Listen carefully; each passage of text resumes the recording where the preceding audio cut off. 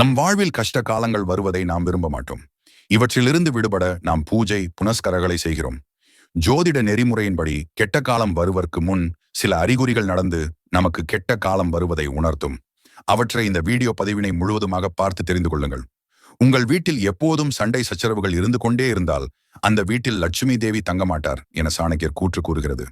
வீட்டில் கண்ணாடி உடைவது அபசகுணமாக கருதப்படுகிறது. இதனால் வீட்டில் பிரச்சனைகள் எழக்கூடும். துளசி செடி பசுமையாக இருந்தால் செல்வ செழிப்போடு இருப்பார்கள்.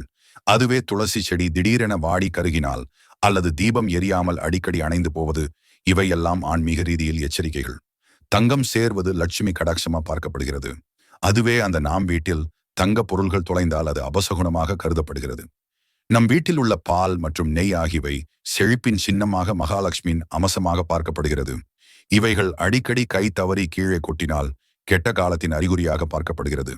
அது மட்டுமில்லாமல் செய்ய நினைக்கும் ஒவ்வொரு காரியமும் தடையாக மாறி முயற்சிகள் பலனின்றி போனால் அது ஒரு எச்சரிக்கை சின்னம்.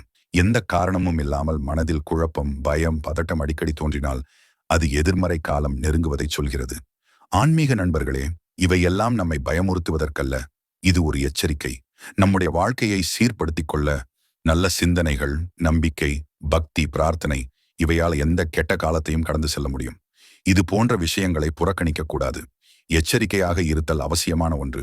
மேலும் ஓம் முருகா என்று சொன்னால் இந்த கஷ்ட காலங்கள் பறந்தோடிவிடும். இது போன்ற விஷயங்கள் உங்கள் வாழ்வில் நடந்திருக்கிறதா என்று கமெண்டில் சொல்லுங்கள். இது போல நிறைய தகவல்களை தெரிந்து கொள்ள எங்களின் பொதுநலம் சேனலை சப்ஸ்கிரைப் அண்ட் லைக் செய்து கொண்டு அப்படியே உங்கள் நண்பர்களுக்கும் ஷேர் செய்யுங்கள்.